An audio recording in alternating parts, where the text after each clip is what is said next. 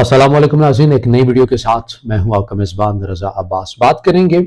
तकरीबन 4 साल के बाद जो बाइडन अमेरिका के सदर, उनकी जानिब से वज़ीर-ए-आज़म पाकिस्तान को ख़त लिखा गया है।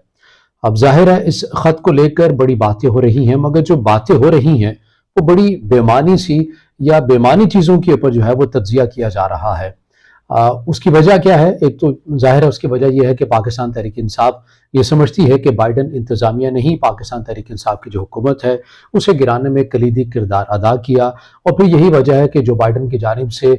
जब वज़ीर-ए-आज़म पाकिस्तान के मनसब के ऊपर शहबाज शरीफ बैठे हैं तो उन्हें ख़त लिखा गया है, उन्हें मुबारकबादें दी गई हैं। तो पाकिस्तान तहरीक इंसाफ ये समझती है कि उनके जो बयानिया है उसे तक़वीत हुई है। हालांकि गो के इस वीडियो का ये मौजू नहीं है कि पाकिस्तान तहरीक इंसाफ की पॉलिसीज़ के ऊपर या उनके बयानी के ऊपर बात की जाए, मगर हमें दूसरी तरफ ये भी मालूम होना चाहिए कि पाकिस्तान तहरीक इंसाफ ने अमेरिका में अपने ताल्लुकात की बहाली के लिए लॉबिंग फर्म जिस तरह से हायर की बड़ी तादाद के अंदर उन्हें पैसा भी दिया जा रहा है, मगर उसके बावजूद जो बाइडन का ख़त लिखना शहबाज शरीफ को एक तरह से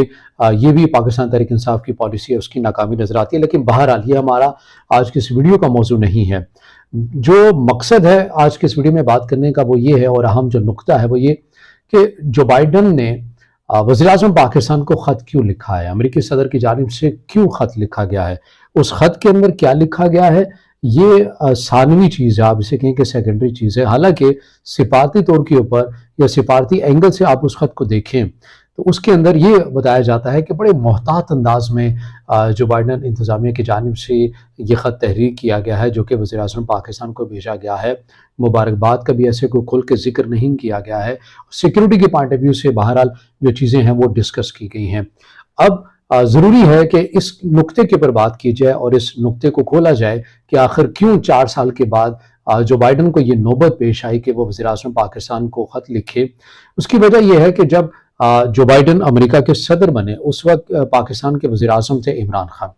और उसी दौरान ही अफ़गानिस्तान से अमेरिकी फ़ौज का इनक़लाब भी जारी था, और ऐसे में वज़ीर-ए-आज़म पाकिस्तान उस वक्त के इमरान खान, उनकी जानिब से एक बड़ा वाज़ेह तौर के ऊपर एक ट्वीट भी किया गया था, और पाकिस्तान तहरीक इंसाफ या आप ये कह लें कि उस वक्त हुकूमत पाकिस्तान की जो पॉलिसी थी वो ये थी कि जो वज़ीर-ए-आज़म उस वक्त के इमरान खान की जानिब से ये ट्वीट किया गया था कि अफ़गानिस्तान की जो आवाम है उन्हें मुबारक हो, उन्होंने जुल्म की जो जंजीरें हैं वो तोड़ दी हैं। और इस ट्वीट को लेकर काफ़ी चर्चा भी हुआ, और ये तासुर आम हो गया कि अमेरिकी हुकाम जो हैं अब वो बड़ा नाराज़ हुए हैं इस ट्वीट से। और जो ट्रंप हैं, जब ज़ाहिर है जो बाइडन से पहले अमेरिका के जो सदर थे वो ट्रंप थे,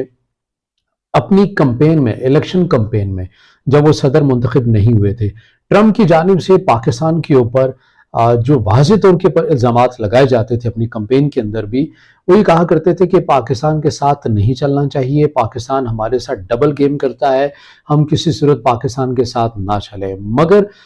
जब वो अमेरिका के सदर मुंतखब हुए तो हमने देखा कि विदिन अ वीक जो है उन्होंने उस वक्त वज़ीर-ए-आज़म नवाज शरीफ थे उनके साथ टेलीफोनिक राबिता भी किया। हालांकि वाज़ेह तौर के ऊपर वो अपनी एक लाइन ले चुके हुए थे, इलेक्शन कैंपेन के अंदर वो इस चीज़ का जिक्र किया करते थे कि पाकिस्तान जो है हमारे साथ डबल गेम करता है। जो बाइडन इंतज़ामिया भी यही समझती है। जो बाइडन इंतज़ामिया बहरहाल उसके बाद मज़ीद अब ये समझने लग गई, जब अफ़गानिस्तान से अमेरिकी फ़ौज का इनख़ला हो गया, उसके बाद जो बाइडन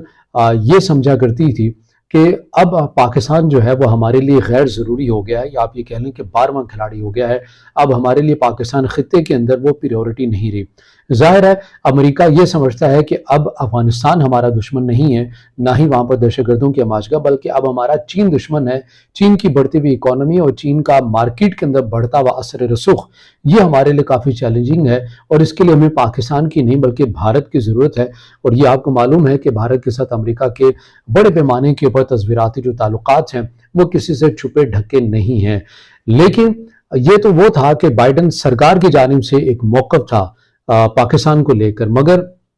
अमेरिका की जो अस्करी क़यादत है वो समझती है कि हमें पाकिस्तान को इस तरह से साइड लाइन करना ये भी हमारे मुफाद में नहीं होगा। ये मुफाद में क्यों नहीं होगा? हालिया दिनों के अंदर ऐसी क्या चीज़ें हुई, ये ख़त जो है یہ جو آیا ہے، جب آپ اس کے بیک گراؤنڈ کو دیکھیں گے پھر آپ کو چیزیں سمجھ آ جائیں گی۔ وہ کچھ ہوتا اس طرح سے ہے کہ افغانستان کے اندر جس طرح سے پاکستان کے اندر مسلسل دہشت گردانہ کاروائیاں بڑھتی بھی جا رہی ہیں، خود پینٹاگون ہو یا سینٹ کام ہو، ان کے جو حکام ہے، عسکری قیادت ہے امریکہ کی، وہ خود مختلف اپنی سپیچز کے اندر یہ کہہ چکے ہیں کہ افغانستان جو ہے وہ ایک بہت بڑا خطرہ بنتا ہوا جا رہا ہے، دہشت گردوں کی آماجگاہ بنتا ہوا جا رہا ہے، پاکستان کو اس حوالے سے کافی چیلنجز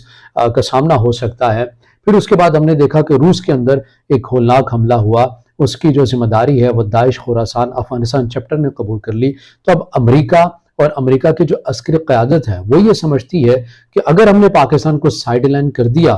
تو ایسا نہ ہو کہ کل کو یہی داعش خراسان افغانستان چیپٹر کسی بھی یورپی ملک کے اندر کوئی ایسی کارروائی کر دے جو کہ ہمارے لیے بڑا خطرہ ہو سکتا ہے۔ تو یہ وہ تمام وہ بیک گراؤنڈ ہے، وہ چیزیں ہیں جو نوبت آپ یہ کہہ لیں کہ پیش آئی ہے جو بائیڈن انتظامیہ کو خط لکھنے کی، اور خط کے اندر بھی سیکیورٹی کا بہرحال جو ہے وہ چیزیں ہمارے سامنے آتی ہیں۔ مگر اس کے ساتھ ساتھ ظاہر ہے پاکستان کو بھی اس حوالے سے اپنے مفادات ہیں۔ پاکستان میں ہم نے دیکھا کہ پاکستان IMF پروگرام میں جو پچھلے لاسٹ 2 ریویوز ہوئے IMF کے حوالے سے، اس میں بنا کسی رکاوٹ کے اندر بڑی تیزی کے ساتھ پاکستان کو جو قسطیں ہیں وہ ملی، اور پھر اس کے بعد اب جو نئی حکومت جو بنی اس کے اندر بھی یہ باتیں ہو رہی ہیں کہ پاکستان ایک اور بڑے پروگرام میں جانا چاہ رہا ہے۔ IMF کے پاس وہ پروگرام جو ہے وہ تقریباً 3 سال کا پروگرام بتایا جا رہا ہے، اور ظاہر ہے IMF کا جب کوئی بھی ملک جاتا ہے، ترقی پذیر ملک جاتا ہے، تو امریکہ کا جو کردار ہوتا ہے وہ بڑا اہم ہوتا ہے، اور امریکہ اس میں بھی کوئی چھپی ڈھکی بات نہیں ہے۔ امریکہ کے اگر کوئی ترقی پذیر ممالک ان کے مفادات کے اوپر نہیں چلتا ہے تو وہ IMF کے پروگرام میں بھی اگر ہو یا اس کی ضرورت ہو IMF، تو وہ IMF کی پالیسی ہی اس پیمانے کے اوپر سخت کر دیتا ہے، تو اسے بالآخر جو ہے امریکہ کے ساتھ ٹیبل کے اوپر آنا ہی ہوتا ہے۔ تو یہ کسی سے کوئی چھپی ڈھکی بات نہیں ہے، امریکہ IMF کو اپنے سیاسی مقاصد کے حصول کے لیے استعمال بھی کرتا ہے۔ اب معاملہ کچھ یوں ہے کہ پاکستان نے چونکہ 3 سال کا ایک پروگرام بھی لینا ہے، اس کے لیے بھی امریکہ کی حمایت جو ہے وہ بڑی ضروری ہوگی، تو پاکستان بھی یہ سمجھتا ہے کہ ہمیں امریکہ کے ساتھ جو اپنے تعلقات ہیں انہیں بہتر کرنا چاہیے، اور پاکستان کی اس حوالے سے جو سفارتی طور کے اوپر جو واضح طور کے اوپر ایک لائن ہے وہ یہ ہے کہ چین اور امریکہ، ان دونوں ممالک کے مابین ہمیں بیلنس رکھنا ہے۔ ہمیں ہمارا جو جھکاؤ ہے وہ کسی ایک جانب نہیں جھکنا چاہیے کہ دوسرا جو فریق ہے وہ ناراض ہو جائے، بلکہ ہمیں بیلنس جو ہے ان دونوں ممالک کے مابین جو پاکستان کا جو تعلق ہے اس کو بیلنس رکھنا ہے۔ بیلنس کس حد تک رکھ سکتے ہیں یہ بڑا چیلنجنگ ہوگا اور آنے والا وقت ہی بتائے گا۔ اس کے ساتھ ساتھ جو افغانستان جس طرح سے